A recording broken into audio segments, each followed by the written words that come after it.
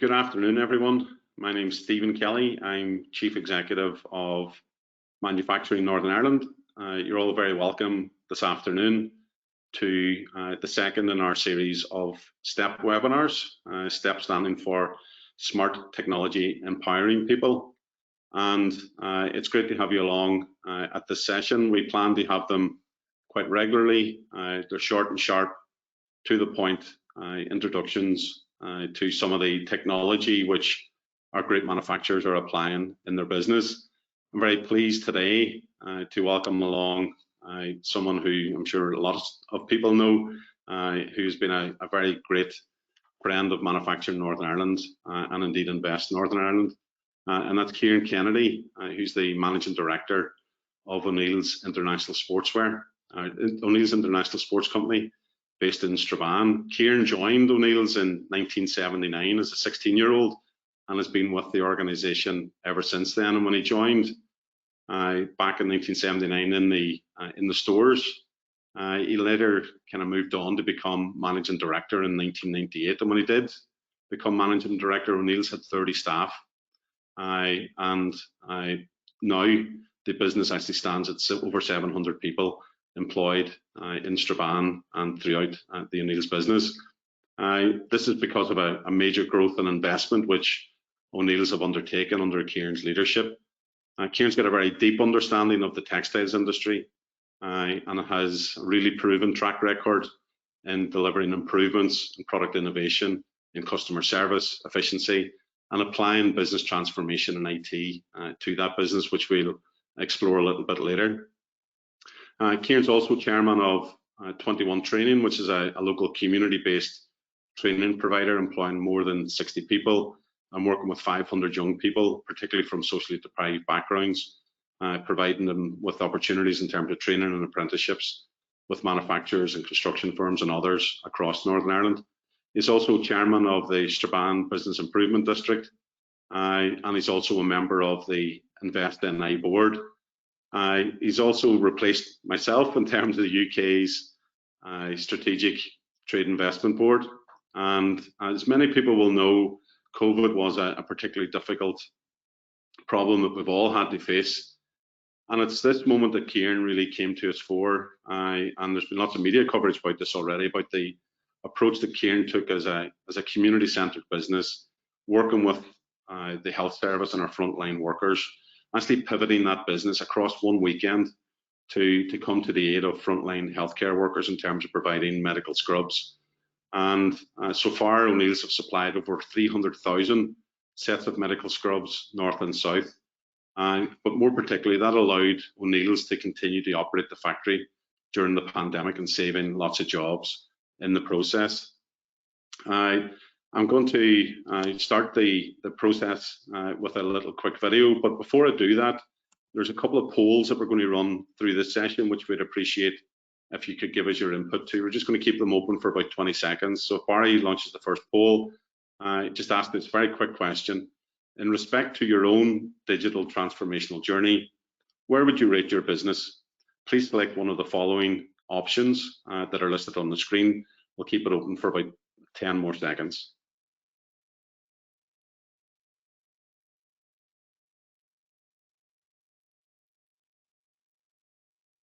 Okay, Barry, thanks for that. And we're going to begin with a short 4-minute video, just giving you an explanation about the O'Neill's Sportswear brand and business, but particularly how they've actually gone on that journey in terms of becoming a smart factory. Thanks, Barry.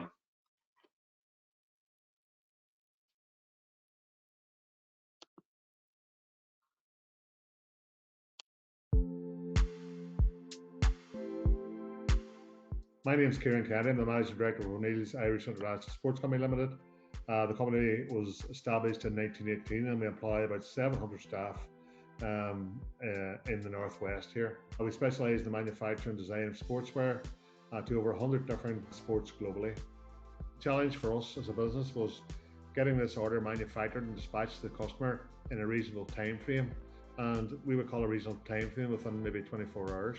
So we had to involve staff from across the e-com and production departments to understand their input and the constraints they faced. In terms of identifying the most digital solution, this took time. We had to speak to contacts in other industries to see how they were doing things. We had to look across the wide range of suppliers in the space. Our new system allows us to process orders in real time, so we can have continuous flow of the orders to the production floor. The major benefits to the customer is that they will receive their order quicker. For the business, we have centralized visibility of our operations, and for the first time joined together all the disparate systems and processes. Over a couple of months, we introduced the new system. We changed job roles, we tested and amended it until we were at a stage where we had a fully usability of all functions. For us, training was a key element. We transformed how we worked, and we needed to ensure everyone was up to speed and understood exactly how to use the system. We have more data to analyze trends and manage production, so we have increased business intelligence. We are seeing huge efficiency gains and can cope with much larger volumes. In terms of words of wisdom that I would give to any business who is starting to consider investing in digital technology solutions, first and foremost is there's an immense price pressure on manufacturers. We need to make processes faster while creating high quality products. You can't do this and grow with current manual processes. Secondly, it's very, very important that you select the right team with the skills and the vision to drive forward. And I suppose thirdly, it would be, it's very, very important that you work with a supplier who understands your business. Take the time to fully research the market, and if there's a specialist in your niche, I would consider them first. So in terms of the four manufacturing assessment processes, the way it assisted us was basically it just helped us see where we will get the most value for our business. It was quite comprehensive. We felt it was very, very worthwhile, but it showed us where we were in terms of the score against each of the different criteria in terms of the whole digital process, and it opened their eyes and basically just told us where we needed to improve. The highlights of the four manufacturer engagement process for us have been, that has helped us to get a plan together so we know where to focus. It has also helped us to identify partners that can help us deliver our objectives and connect with sources of funding. We're looking at everything much differently now. We're engaging with universities and looking at robotics. We're looking at automated packing machines. We're visiting different factories. We're actually looking at different ways of getting our workflow through automation to the dispatch areas. So overall, it's just changed our whole outlook on terms of how the business will be going forward. Participating in the manufacturing assessment process benefited the business, and this was basically achieved by, I suppose, the new relationships that have been formed, connected with Digital Catapult. We're actively working with different partners now to look at different digital solutions for the business. This has greatly benefited our whole outlook in terms of how we do things and how we do things going forward.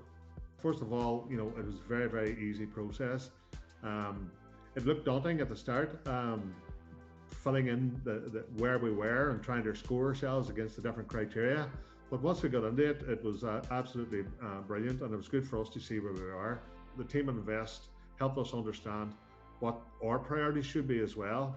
They give us good ideas. They have been there, they've done that, and I must say, they were just only a phone call away if we needed any help.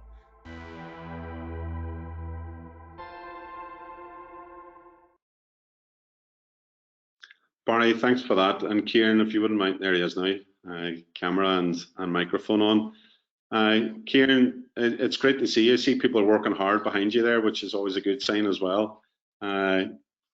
We'll just go through some questions that I have, Kieran, but if people are tuning in, there is a function on the system to send your own questions. So if you could use that Q&A function, we'll endeavour to get all those questions answered for you as you go through within the time frame that we have. Kieran, that was a great introduction and a great video from yourselves, and I think people would probably think that textiles is an old type of industry, which is clearly not the case as demonstrated in your video just now. But I'm really interested to know how has that kind of introduction of that customised ERP system benefited O'Neill's? And if you could tell us why you opted for the type of digital system that you opted for in the end. Well, I suppose for us, the whole landscape and business is changing from traditional sportswear manufacturers supplying, retailers, maybe 2,500 accounts throughout Ireland, to move into the whole digital process, selling online. Basically we were struggling to grow the e-com side of the business due to the number of manual processes that we had. We lacked the visibility over the full manufacturing to dispatch process. And I suppose for us at peak times, we're forced to use overtime to meet demand and deliver the reasonable turnaround times. And again, the reasonable turnaround time for us is 24 hours, which beforehand would never ever been achieved. From where we started, in the manufacturing of our jerseys, like they were all knit singly on a circular machine. They had to be cut by hand, they had to be printed by hand, and then go to sewn, stitched up, whatever. But that was all changed since digital came in. There was another couple of processes before that, which were all again, I suppose analog type,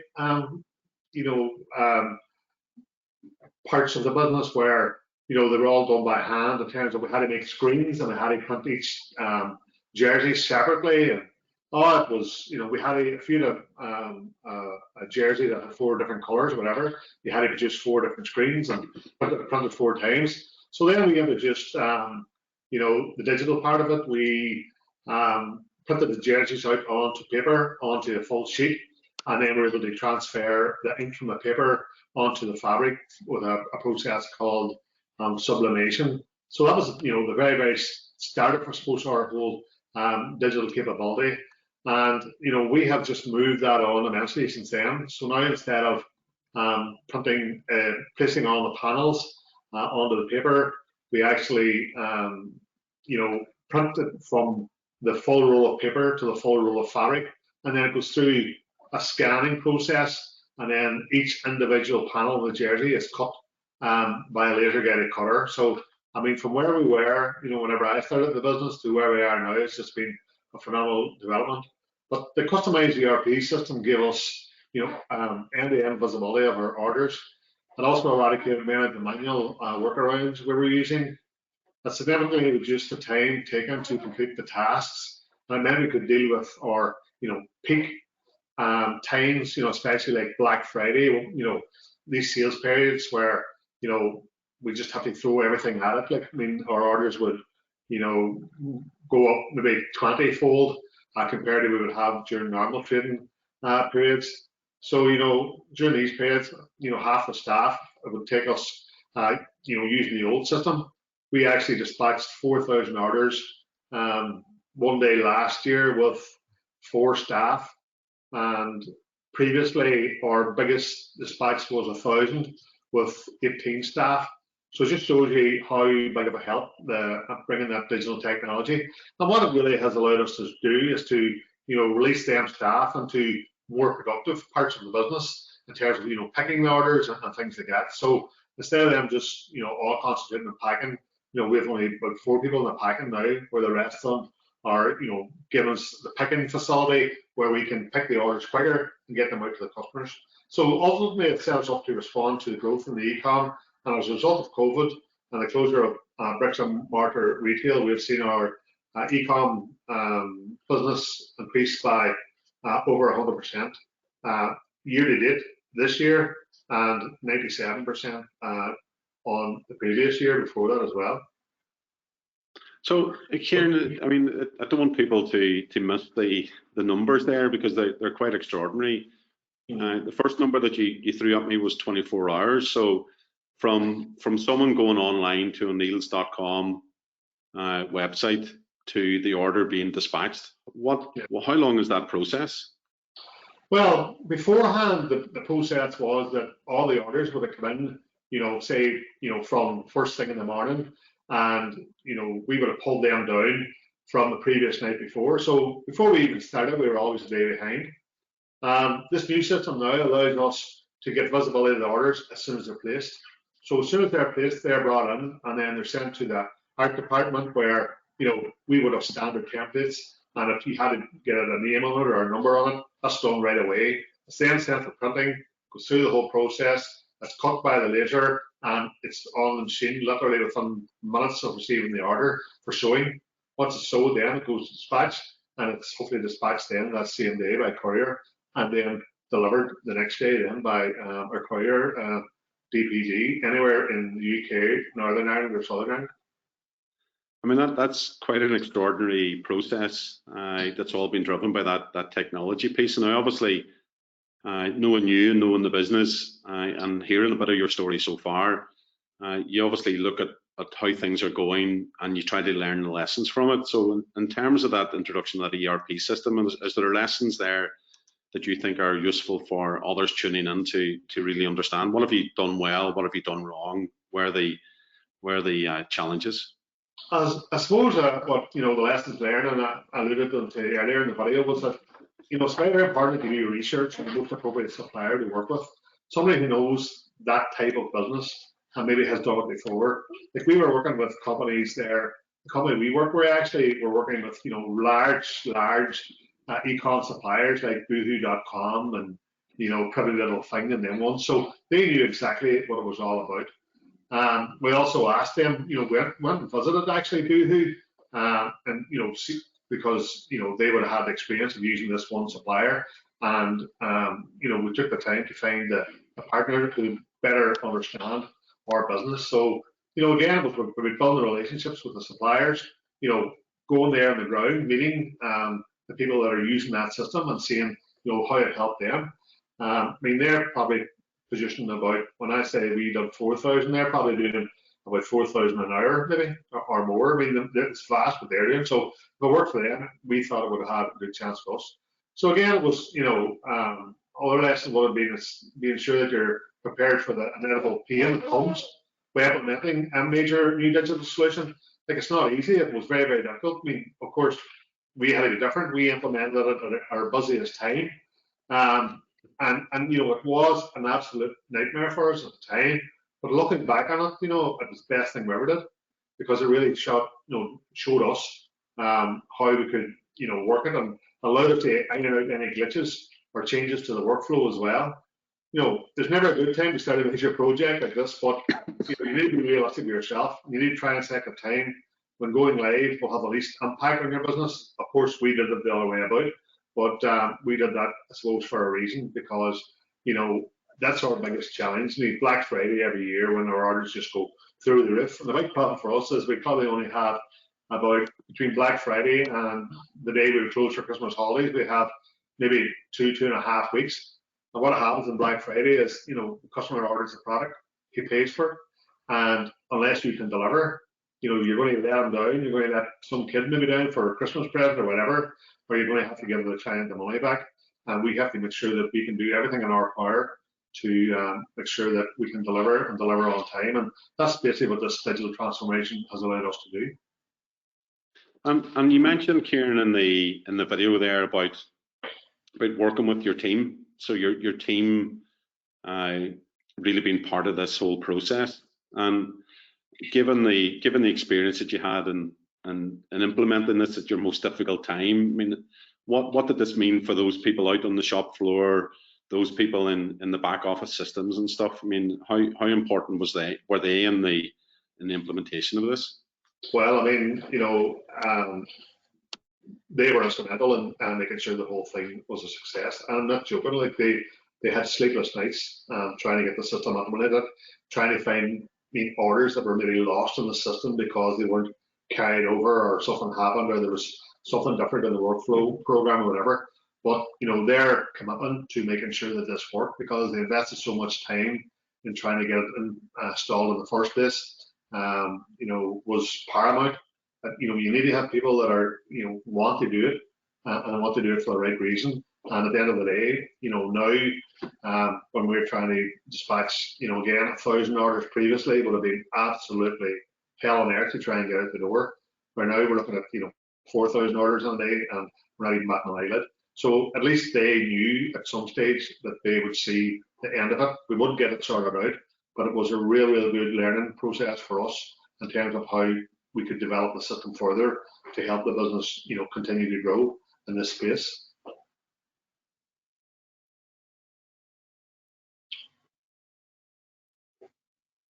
Sorry, Stephen, you're just on mute there. Apologies there. I trying to stop people listening to my cough. Apologies. Kieran, you talked about the support that staff actually helped and provided you with. But is there other support that that you think would be important? And I know we have a question on here in the Q&A around the implementation of this. Did you get any support in terms of grants or funding? And particularly, obviously, you're become now quite a large business. That support for smaller scale businesses would be really helpful. I mean, what sort of support do you think is important here? Well, I mean, we would have got support from for the training and implementation of the program, which was very, very welcome. But I'd encourage everyone, who's eligible to use the Invest in A4 manufacturing assessment process, which I talked about earlier as well. This will help you see the gaps and where you will reap the greatest rewards from automation and digital solutions. The Invest in A team have vast experience and will really tap into support relevant to your industry. So, without them and without actually the process, and it's a brilliant process, we sat down together as a team. Again, as I said earlier, it looked daunting, but it was easy when you got through it and you managed. Where are you with this? Where are you with that? Give yourself a score from 1 to 5 or whatever, and then that just flows on down to tell you, look, here's what your priorities are, and that told us exactly what our priorities were, and we are actually working on them priorities now. So for one of the things we're working on at the minute is trying to get the work from the floor here into the e-com and looking at a new packaging system, which will actually speed up the number of orders process as well, where they'll automatically be packed into the bag or whatever.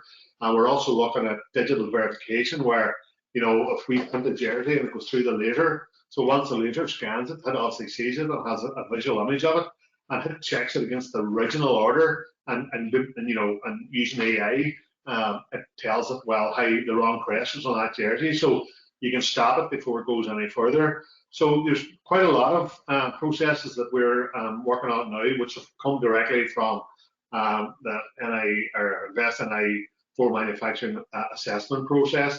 So it's a real good way of telling you, I suppose where you are, where you want to go, and how to get there. So that's what I would suggest for any other companies as they look at that process. So that's one of the big lessons from today, is that for manufacturing assessment process is something that people should really start their journey on, and Invest are there to support that. I mean, with some other questions in here which are quite technical, and I know as part of these seminars or these webinars we're offering some one-to-one support and guidance from the firms that are participating. So a question here about what tech stack you use and about managing communications and workflows, but maybe that's one to take up directly, which we'll talk about towards the end. I mean, you mentioned there about introducing new technology now in terms of speeding up that packing process, but is there any moves in terms of digitizing the sewing process as well as the packing? Yeah, well, again, we're working very, very closely with Digital Catapult. We are involved in a proof of concept for a SewBot. So if you think about the most difficult process for our manufacturing of the jersey, would be actually the collar, making the collar. So these guys have come up with all these ways of having a sewing machine, having all these robotic arms in the well to lift up the fabric, to put it together, to put it on the frames, to sew it. So we have a 12-week proof of concept program going on with this company. They're actually a Northern Ireland company as well, which is good for us. And hopefully, if the proof of concept works, there'll be another grant of 200,000 from a Digital Catapult to allow us to move that to the next stage. That's amazing. A SewBot. Yeah, SewBot, yes. So creating something completely new. I mean, one of the constant worries is that as you introduce technology, then actually what you're doing is replacing people. I mean, I think your story tells you that it's not about that. You've more people now than you've ever had before, and it's driven by growing the business rather than robots or technology replacing people. I mean, has that been a concern amongst the workforce as the first SewBot arrives, as somebody who's sitting there stitching behind you at the moment, worried about their job, or where do you see that fitting? Definitely not, because beforehand, we would have on our factory our sewing floor. At one stage, we had about 200 guys stitching there. We only have about 80 now, but the rest of them are still employed within the company in the econ department. So what we want to do is that we know that we have good staff, and we want to try and utilize them as best we can. If we can introduce as much automation as possible, this will allow us to promote our staff into different areas of the business that will help the business grow, and that's what it's all about for us. If you look at any of our managers or supervisors, they probably all started on a sewing machine. So the more good people that we can get into higher paid roles and more productive roles, and try and get automation to help us with the manufacturing process, that's really where we want to be going forward. But was there any resistance to any of that, Kieran? I mean, and if there was resistance, I mean, what type of work did you do to kind of manage that resistance and to make sure that this technology was implemented and people came with you? Absolutely no resistance, Stephen. Like, I mean, if you can imagine sitting on a sewing machine all day, from 8 to 6, 4 days a week or whatever, it's not easy. If you can give people the opportunity then to move on and move into an area where, whether it be packing on e-com or picking orders or embroidering orders or whatever, they'd just be delighted to get the chance to move.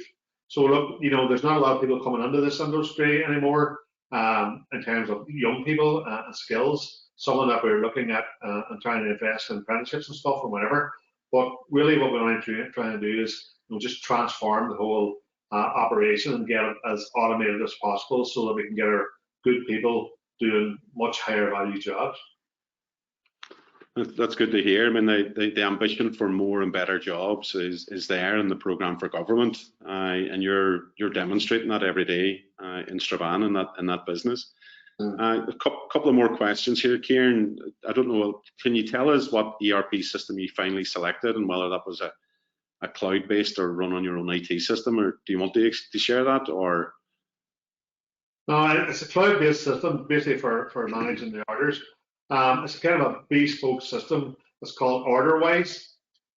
So it can be used in any industry. Like ourselves, I know for a fact there's a lot of companies just using it for stock control or whatever, but we were able to get it, modified so that it suited our business from exactly when the order was clicked online and goes into our system from our web site and their back office, right through to all the different production departments, because we can actually tell where the order is, if it's been cut already, if it's been printed, if it's getting sold, if it's in dispatch or packing. So they were able to, OrderWise is the base system, but the company we purchased it from, who actually wrote the program, were able to adapt it for us.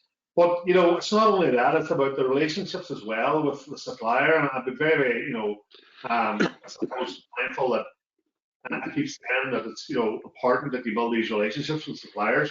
We had, whenever we had all our problems, and trying to get the orders out, and we looked at what we were doing, we couldn't really find a solution. And the solution basically was just sitting right in front of us, but we couldn't see the wood for the trees. So the guy that owned the company actually came over from the UK and sat with us for a full day and watched the whole process. And what was happening is the orders were coming out. Somebody was printing out the packing list. Then they had to go then and walk over to a printer and get the packing list. Then they had to come back. Then they had to print out a label, sticky label, put the packing list in, do the whole lot. And he just sat there and he just came on to us and says, "Why are you doing that?" And we said, "Because that's the way we've always done it." He said, "No, here's what you should do. Print the delivery note onto the label. So you just do one print, and the label printer was beside the operator. So they just pulled the label off, stuck it onto the bag, stuck the delivery note, which was a label, inside as well. And it cut down about maybe 2 or 3 minutes between we walked over to the printer and waited for it to print out and bring it back and fold it up and whatever. So the real simple things were the big ones for us, believe it or not, which we couldn't see ourselves. Because again, sometimes, if you always do what you always did, you always get what you always got. And it was great for him to come over and give us the time and dedication. And that one simple change made a huge difference to us. And that kind of not being able to see the wood for the trees is probably a problem and a challenge that many tuning in today would really understand. It's very difficult to actually see the changes that you need to make whenever you're busy first, and then secondly, you're just trying to keep things together. Yeah, all you're trying to do is keep the customer happy and get the stuff out at all costs, work on all hours, and you never actually take a step back to look at the process. But I think that's why I would strongly recommend the S&I for manufacturer assessment process, because it guides you in your business and key people to assess where you actually are on the road to Industry 4. As I said before, the S&I team are there to fully support you in the journey, as they've done with us. And I suppose for us, following the assessment and the meeting to discuss the priorities for our business, we received a report then from S&I with the key focus areas for the business, and most importantly, a plan of action with dates and tasks to make it all happen. And again, P.D. O'Neill, whose father founded this company in 1918, always said to me, "Kieran, you can't go nowhere without a plan." Hey, and at the end of the day, you've got a one-page plan with what you need to do and when you need to do it by, and that's something I come in and look at first thing every morning and say, how am I going that journey? And everybody's responsible for each part of it, and we would meet once a week and say, how are we getting on with this? Do we need any support in this? With the team. So my experience has been that the S&I team are on this journey with us, and there's opportunities to secure funding have arisen to implement some of the next stages for us. We have been able to discuss them and decide what's most suited for us. And I think it's critical for any manufacturer to embrace digital solutions, automate processes, innovate new products, and be much more efficient. This will help us to be more competitive in overseas markets, and ultimately, I suppose, reduce our costs, which is what we really need to do to try and compete. And Kieran, just the last question then that's come in on the chat here.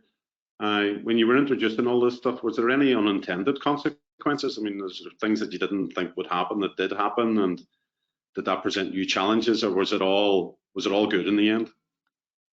No, it was all good. Like, I mean, what we're trying to do, at the end of the day is, look, we're trying to take an order in and get it out within a day. We're trying to speed up that process.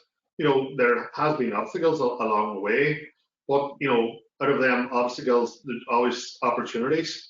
So we just looked at the opportunities to try and speed up something in one area could cause a lag in another area, and then we would really concentrate where the lag was and try and increase that as well. So there's a lot of things that we are doing at the moment in terms of our digitalization. When we get a pattern and we have to divide it out into all the sizes, and now we've automated that process with the help of a company based actually in Romania, and they do that. They've implemented that program for us as well, which saves us a lot of time and allows us again to put our most skilled people who are in our art room and digital departments, to work on new designs and all going forward. So that's a win-win for us. And again, it's all about speeding up the process from order to delivery. And look, at the end of the day, our plan would be to try and we measure this to see how many orders we can get out during the day and dispatch the same day. That's a big push for us, because I don't think there's anybody else that can beat us in terms of lead times. We see a huge rise in our e-com sales, even like footwear going to the UK, ROI or whatever, and because people know that if you order from O'Neill's, you'll get it maybe next day. And we try and make sure that we clear the decks on a daily basis and do whatever we have to do to try and do that. So the customer then will come back if they say, God, you buy O'Neill's, you get it within 24 hours. I mean, a lot of Amazon parcels don't even come in within 24 hours. So, and ours have to be made, from scratch, a lot of them, or not, if not made from scratch, taken from the shelf and personalized. So that, that's our goal, to try and get as much as we can get out on the day we receive the order. Well, Kieran, it's an extraordinary story that you have to tell, and it's because of your leadership that it's happened. Man and boy in that business, and as people don't know, I know you're deciding to retire from O'Neill's later on this year. I just wanted to recognise that and to say thank you very much for your leadership, but also your friendship as well, not just to me and Manufacturing NI and Invest NI, but there's many manufacturers across Northern Ireland that I know pick up the phone and give you a call, and you have been incredibly generous with your time, as you've had today. as you have been today.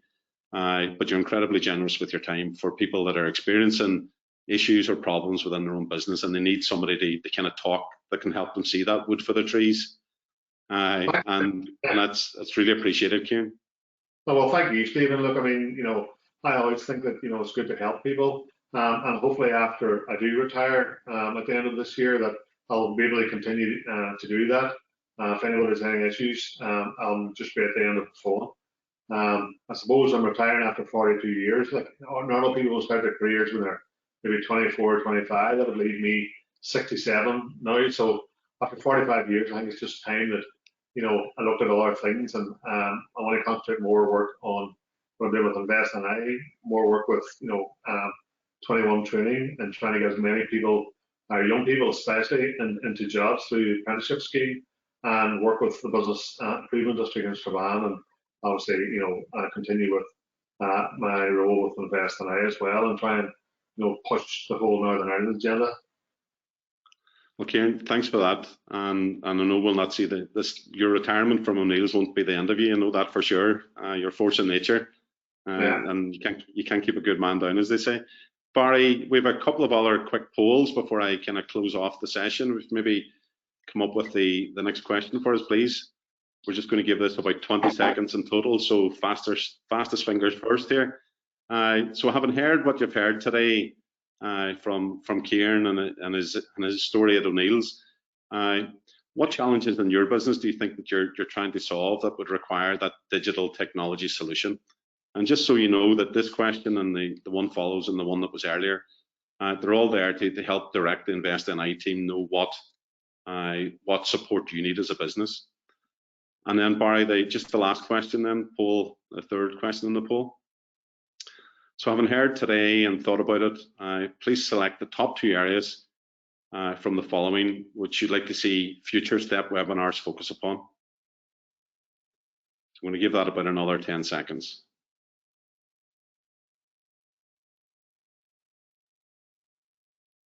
Okay, Barry, that's great, thank you. Thanks everyone for joining in. I just wanted to kind of close off with a couple of things. So there were some questions in our Q&A there around support, and I also just to flag that we have a couple of extra sessions coming up. So Barry, if you flag those, so the next STEP webinar will be on the 9th of June at 2 o'clock with Sam Aerospace, and David Bigger has kindly given his time as Kieran has done today. And David will really share from that Sam Aerospace business their experience in embedding digital technology into their production process. Next slide, Barry. And then the one after that is Collins Aerospace, based down in Kilkeel, where Ross Kane has given his time. And Collins will talk about their journey and their experience in terms of achieving greater efficiency through the implementation of augmented reality in order to assist those process operators that they have within their business. Next slide, please. So there were some questions in the Q&A there, which I thought were very helpful around the support that O'Neill's got and the support that other manufacturers would appreciate as well. And the good news is there are some support packages already out there. So if you haven't seen it already, there's a live application process for the Process and Organisational Improvement Grant. And these are grants of, I think, between £50,000 and £200,000 to introduce some of these technologies within your businesses where you can demonstrate that you're getting that productivity improvement. And that information is available on the NI Business Info website, but I know it's available on the from Invest NI as well. Next slide, please. And I also mentioned there that Kieran's been incredibly generous with his time today, but also with other manufacturers. And I know that all the businesses participating in these STEP webinars have agreed to provide a bit of mentoring support on a limited basis. We don't want hundreds of people queuing outside the doors of their factories. But if you do want that specific technical question that was asked earlier in the Q&A or other mentoring opportunities, if you drop an email to opexquery@investni.com, that's opexquery@investni.com, and say that you'd be interested in a mentoring opportunity, then please do so. And equally, if you'd like to volunteer to be a mentor for other manufacturers, then please do drop an email to that address and volunteer there as well. And then Kieran really stressed the opportunity that was presented by those Industry 4.0 assessments that O'Neill's went through, and we know that there's been dozens of other companies that have done that assessment so far, and they're all reporting back really strong insight for their business and a good, strong plan which they can support. So do make sure that you find out more information about it by, again, applying by emailing that opexquery@investni.com. Just a point of clarity here, just been told the POIG application process actually closed last Friday at 12 noon, so apologies for that. That application's already closed, but if you write to that OPEX query and express an interest in a future program, I'm sure the team at InvestNI would be keen to make sure that you're informed about it. Barry, next slide. That's our last slide. So can I just finish by saying, Kieran, thanks very much again. Good luck in your retirement. I know that you're going to continue to be a great friend of manufacturers across Northern Ireland, as well as giving your time to those other projects you're involved in, including the InvestNI board. For those watching, please join us at the next event. And can I just finish off by saying thanks to InvestNI Enterprise Ireland for partnering with us all and bringing these short, sharp introductions to you. Tune in next time. Thank you. Thanks, Tim.